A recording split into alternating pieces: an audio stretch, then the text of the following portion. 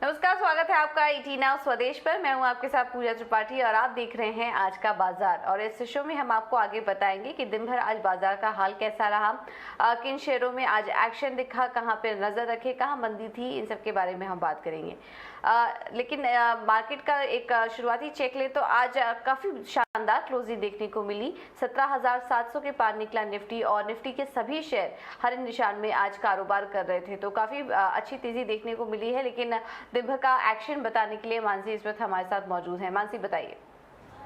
बिल्कुल, तो बाजार में अच्छी मजबूती दिन भर देखने को मिली। काफ़ी अच्छा सेशन रहा और ये तेज़ी जो है दिन भर इंटैक्ट रही और क्लोजिंग तक भी ये कायम रही। अच्छी मजबूती वाली क्लोजिंग ही हमने देखी। शुरुआत स्टॉक स्पेसिफिक जहां एक्शन रहा उससे अगर करें, अडानी ग्रुप स्टॉक्स आज फोकस में थे। वैसे तो अडानी ग्रुप और रिलायंस में लगातार हमने देखा है काफ़ी हद तक एक्शन इन दिनों नज़र आ ही रहा है, लेकिन अडानी ग्रुप से जुड़ी आज एक खबर आई।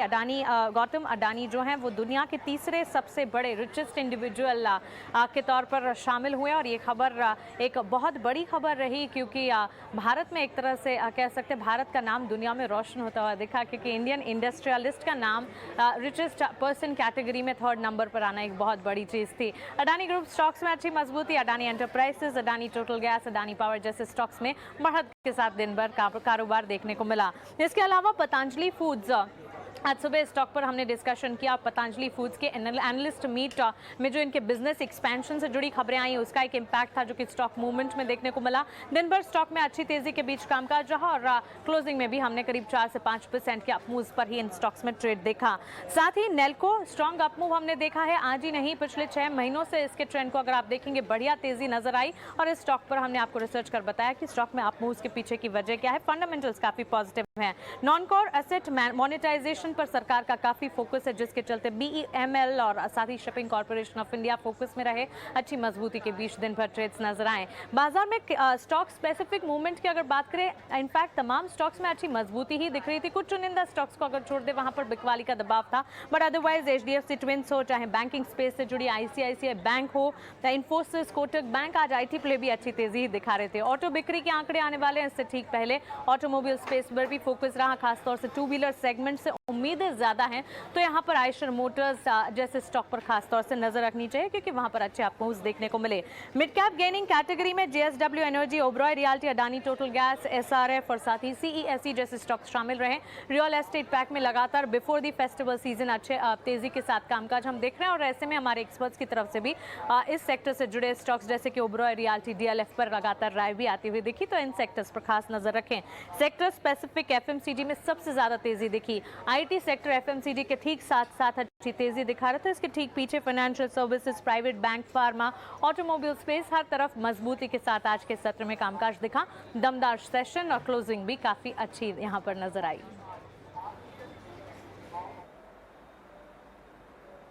बिल्कुल मानसी, बहुत बहुत शुक्रिया ये सारी जानकारी देने के लिए। तो शानदार एक्शन था आज के दिन और हमने देखा कि सभी सेक्टरल इंडेक्स ऑलमोस्ट हरे निशान में ही आज ट्रेड करते हुए नजर आए। चलिए अब आगे बढ़ते हैं। बाजार पर दिग्गजों का क्या व्यू बन रहा है, एक एक करके आपको ये भी बता देते हैं। सुंदरम एएमसी के एमडी सुनील सुब्रमण्यम के मुताबिक बाजार एक बड़े बुल रन की तैयारी में है। निवेशकों को इस समय कंजम्पशन, मैन्युफैक्चरिंग और सर्विस सेक्टर में मौके तलाशने चाहिए।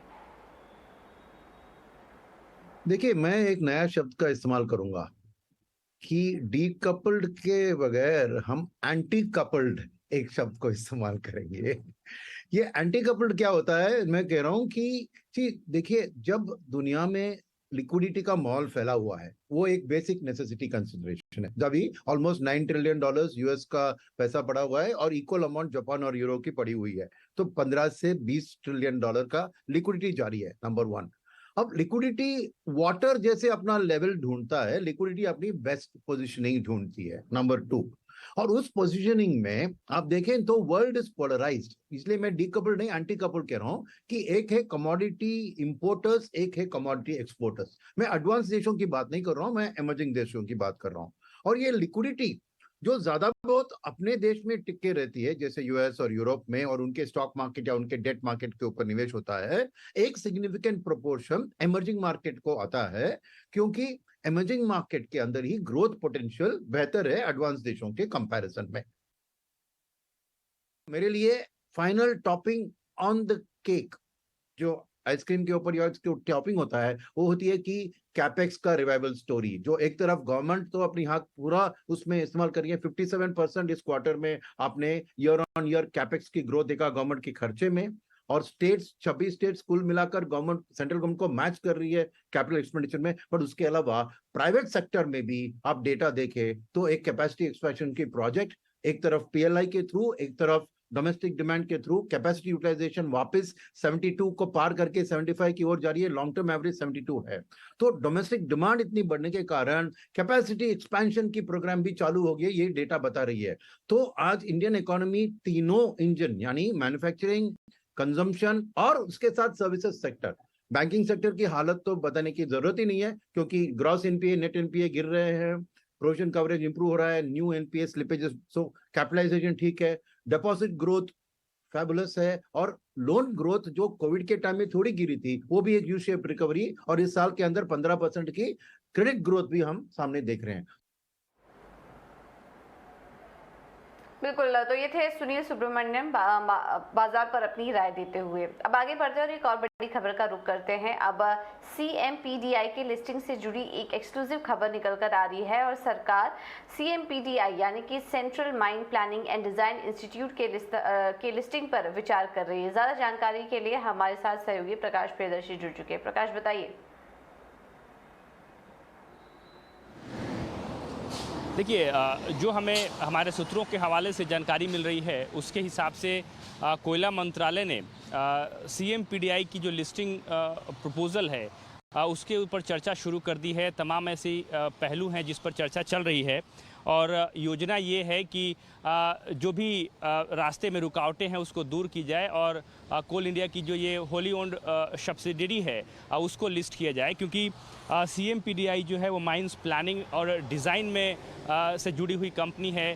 इसका फ़ायदा दूसरी कंपनियों को भी हो सकता है, प्राइवेट इंस्टीट्यूट्स को भी इसका फ़ायदा हो सकता है, प्राइवेट सेक्टर को भी इसका फ़ायदा हो सकता है। लिहाजा इसका काफ़ी बेहतर प्रॉस्पेक्ट है, उसको ध्यान में रखते हुए इसकी योजना तैयार की जा रही है। सूत्र हमें बता रहे हैं कि कोल इंडिया की जो दूसरी सब्सिडियरी है उसकी भी लिस्टिंग की प्लानिंग है, ये योजना है पहले से, लेकिन पहले ट्रांच में CMPDI की लिस्टिंग को लेकर ऊर्जा मंत्रालय, कोयला मंत्रालय माफ़ करें, सहमत है और इस पर चर्चा शुरू कर दी गई है। तमाम पहलू जो मौजूदा मार्केट हालात हैं उस पर चर्चा की जा रही है, उसको ध्यान में रखा जा रहा है। इसके अलावा सोर्स ये भी बता रहे हैं कि कोल इंडिया ने अपने बोर्ड के ज़रिए इन प्रिंसिपल अप्रूवल दी है BCCL और CMPDI में 25% हिस्सेदारी बिक्री को लेकर, लेकिन उसके लिए उसको सरकार से मंजूरी की ज़रूरत है। लिस्टिंग की जो ये प्रक्रिया है जिस पर चर्चा चल रही है उसी के मद्देनज़र है। एक बार जब लिस्टिंग की प्रक्रिया पूरी कर ली जाएगी उसके बाद हिस्सेदारी बेचने पर भी चर्चा शुरू की जाएगी। इसके अलावा इस बात पर भी फोकस किया जा रहा है, क्योंकि सरकार ने ये स्पष्ट निर्देश दिया है PSUs को कि खासकर इस बात को ध्यान में रखते हुए कि कैसे अलग अलग जो एवेन्यूज़ हैं उसका इस्तेमाल किया जाए रेवेन्यू जनरेट को लेकर। और कोल इंडिया के पास काफ़ी पोटेंशियल है, उसके पास कई सब्सिडियरीज हैं जहां पे पोटेंशियल है जिसका इस्तेमाल किया जा सकता है, और उसी के मद्देनज़र ये चर्चा जो है वो की जा रही है।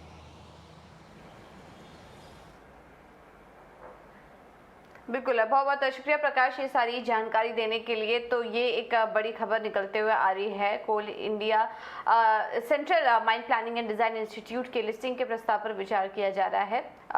ये बड़ी खबर, अब देखना होगा यहाँ पर किस तरह के डेवलपमेंट आगे देखने को मिलते हैं। अब रुक करते हैं IRCTC का, और यहाँ से भी एक खबर निकल कर आ रही है। आने वाले दिनों में हम देखेंगे कि सरकार से अप्रूव ID के बिना IRCTC वेबसाइट से टिकट बुक नहीं हो सकेगा। रेलवे टिकट की ब्लैक मार्केटिंग और फेक ID के इस्तेमाल को रोकने के मकसद से ये कदम उठाया गया है। क्या है ये एक्सक्लूसिव खबर, बता रहे हैं हमारे संवाददाता समीर दीक्षित। समीर, बताइए। अगर आप IRCTC पे रेल टिकट बुकिंग करते हैं तो बहुत संभव है कि आने वाले वक्त में आपको अपनी IRCTC यूज़र ID को किसी गवर्नमेंट ID से लिंक करना पड़ सकता है। सिर्फ यही नहीं, अगर आप कोई नई यूज़र ID बनाना चाहते हैं IRCTC पे तो ये तभी संभव होगा जब आप अपनी यूज़र नेम को, अपनी पूरी ID को किसी गवर्नमेंट ऑथेंटिकेटेड गवर्नमेंट ID के साथ आप लिंक करते हैं। ऐसा इसलिए क्योंकि सरकार इस दिशा पे गंभीरता से विचार कर रही है। कई दौर की बैठकें विमर्श हो चुकी है कि जो IRCTC का यूज़र ID है इसको किसी एक गवर्नमेंट ID से लिंक किया जाए, और इसमें प्रमुखता या प्रेफरेंस आधार कार्ड को दिया जा रहा है। हालांकि आधार कार्ड को मैंडेटरी या अनिवार्य नहीं किया जा सकता, लिहाजा कुछ अन्य विकल्प जो उपयोग करता है उनको दिए जा सकते हैं, मसलन passport, voter ID, driving licence, PAN card, ये कुछ विकल्प दिए जा सकते हैं जिसके जरिए आपको उस गवर्नमेंट आईडी से अपनी यूज़र आईडी को लिंक करना होगा। और ये कदम इसलिए उठाने पर रेलवे विचार कर रही है क्योंकि जो फेक या जो नकली IRCTC पे यूज़र आईडी है उसके जरिए जो रेल दलाल हैं बड़े पैमाने पर टिकट बुकिंग कर रहे हैं। हालांकि इसको लेकर के जो सुरक्षा एजेंसी है वो कई कदम उठा रही हैं। मसलन अगर 2018 से जुलाई 2022 तक देखें तो 1,75,000 से ज़्यादा इस तरीके की बोगस या फेक आईडी IRCTC पे उसको ब्लॉक किया जा चुका है रेल मंत्रालय के द्वारा। इसके अलावा 2018 से देखें तो हर साल 3,000 से ज़्यादा रेल दलालों को पकड़ा जा चुका है, उनको धरपकड़ की जा चुकी है। लेकिन अभी भी IRCTC को और सुरक्षित और जो ऑथेंटिकेटेड यूज़र हैं उनके लिए और सुविधाजनक बनाने के लिए ये मैंडेटरी यानी कि गवर्नमेंट आईडी को IRCTC आईडी से लिंक करने पर गंभीरता से विचार किया जा रहा है। रेल मंत्रालय, IRCTC और सुरक्षा एजेंसी RPF के बीच में कई दौर की बैठकें हो चुकी हैं और कोशिश ये की जा रही है कि आने वाले वक्त में इसको अनिवार्य किया जा सके। बिल्कुल, बहुत बहुत शुक्रिया समीर ये सारी जानकारी देने के लिए। अब आगे बढ़ते हैं और एक और खबर का रुख करते हैं। अब अगस्त के महीने के भी ऑटो बिक्री के आंकड़े आने वाले हैं और कैसे रह सकते हैं आंकड़े, किस सेगमेंट में तेजी आएगी, कहां कमजोरी दिख सकती है, पूरी जानकारी लेकर सृष्टि शर्मा हमारे साथ जुड़ चुकी हैं। सृष्टि बताइए। अगस्त सेल्स डेटा की बात करें तो पैसेंजर व्हीकल और कमर्शियल व्हीकल सेगमेंट से एक बार फिर उम्मीद है कि वो अच्छे आंकड़े पेश करेंगी। वहीं अगर टू व्हीलर की बात करें तो आने वाले फेस्टिव सीजन पे बहुत सारी चीज़ें निर्भर करती हैं, उस पर देखना होगा। पर अगस्त महीने में जितनी उम्मीदें थी उतना अच्छा प्रदर्शन नहीं रहा, जो कि डीलर्स ने हाईलाइट किया है। और ट्रैक्टर सेगमेंट को एक हिट मिला है क्योंकि कई सारे क्षेत्रों में जो बारिश थी वो अनुमान के मुताबिक नहीं हुई, जिसके चलते एक हिट था। और साथ ही ये सीजनली वीक मंथ भी रहता है तो इसका भी एक असर देखने को मिलेगा। ये एक ब्रॉडर सेंस था, पर आइए थोड़ा गहराई से अब जानते हैं कौन से सेगमेंट में क्या उम्मीदें हैं। पैसेंजर व्हीकल सेगमेंट में धीरे धीरे हम देख रहे हैं कि सेमीकंडक्टर की दिक्कतें जो हैं कम होती नजर आ रही हैं। महीने दर महीने एक फ्लैट सेल्स की उम्मीद है हमें मारुति, टाटा और महिंद्रा की पैसेंजर व्हीकल गाड़ियों से। पर CNG सेगमेंट पे फोकस ज़रूर करना होगा क्योंकि कुछ डीलर्स ने हाईलाइट किया है कि बढ़ती कीमतों के चलते इस सेगमेंट को एक हिट मिला है। टू व्हीलर सेगमेंट की बात करें तो यहाँ पे 3 से 7% की उम्मीद लगा रहे हैं हम महीने दर महीने बढ़त की, जो कि बजाज ऑटो, हीरो मोटोकॉर्प और TVS मोटर्स की बात करें तो पर रॉयल एनफील्ड के नंबर्स पे नज़र डालनी होगी क्योंकि कुछ डीलर्स हाईलाइट कर रहे हैं कि इनकी न्यूली लॉन्च हंटर को बेहतरीन रिस्पांस मिल रहा है। और हमारी उम्मीद है कि 27% मंथ ऑन मंथ अपटिक देखने को मिले क्योंकि सेमीकंडक्टर की दिक्कतें भी धीरे धीरे करके आसान हो रही हैं। कमर्शियल व्हीकल सेगमेंट में एक स्टेबल सेट ऑफ नंबर्स की उम्मीद है, महीने दर महीने एक फ्लैट ग्रोथ की उम्मीद करेंगे। और ट्रैक्टर, जैसा कि मैं बता रही थी कि एक सीजनली वीक मंथ रहता है, 8 से 10% महीने दर महीने की गिरावट की हम उम्मीद कर रहे हैं एस्कॉर्ट्स और M&M के आंकड़ों से। बिल्कुल, बहुत बहुत शुक्रिया सृष्टि ये सारी जानकारी देने के लिए। चलिए अब आगे बढ़ते हैं और एक और खबर का रुख कर लेते हैं। गौतम अदानी दुनिया के तीसरे सबसे अमीर शख्स बन चुके हैं और ये कमाल उन्होंने कैसे कर दिखाया, डिटेल्स के साथ जुड़ गए हैं हर्ष बताइए। जी हाँ, अब ये न्यूज़ काफ़ी गर्व की बात है कि गौतम अदानी नंबर 3 वर्ल्ड में richest person in the world, number 3। अब ये पहली बार कोई एशियन और इंडियन नंबर 3 स्पॉट को ऑक्यूपाई कर रहा है। कभी भी पास्ट में नंबर 1, 2, 3 कोई भी एशियन या इंडियन ने ऑक्यूपाई नहीं किया, तो ये इटसेल्फ एक काफ़ी बड़ा अचीवमेंट है। दूसरा है कि उन्होंने फ्रांस के बर्नार्ड आर्नोल्ड को के आगे गए हैं। बर्नार्ड आर्नोल्ड का वेल्थ अब 136 बिलियन पे, गौतम अदानी का 137 बिलियन पे। उनके आगे रहे सिर्फ इलॉन मस्क और जेफ बेजोस, जो कि टेस्ला के फाउंडर है और जो कि अमेज़ॉन के फाउंडर हैं। जब हम देखने जाए इंडिया में तो नंबर 1, 2, 3 पहले तो ऑफ कोर्स अब गौतम अदानी आते हैं, 137 बिलियन पे उनका वेल्थ। फिर आते हैं मुकेश अंबानी, 92 बिलियन पे उनका वेल्थ, और वो 11th आते हैं वर्ल्ड में। और नंबर 3 आते हैं 47th वर्ल्ड में, जो कि अजीम प्रेमजी है, जिनका करंट वेल्थ अराउंड $25 बिलियन है। तो काफ़ी गैप फर्स्ट 2 और थर्ड वाले के बीच में। जब हम देखने जाए तो ये उनका जो 61% से वेल्थ बढ़ा है, ईयर टू डेट बढ़ा है। उनका 61% वेल्थ इसीलिए बढ़ा है क्योंकि उनके स्टॉक्स काफ़ी रैली हुए हैं।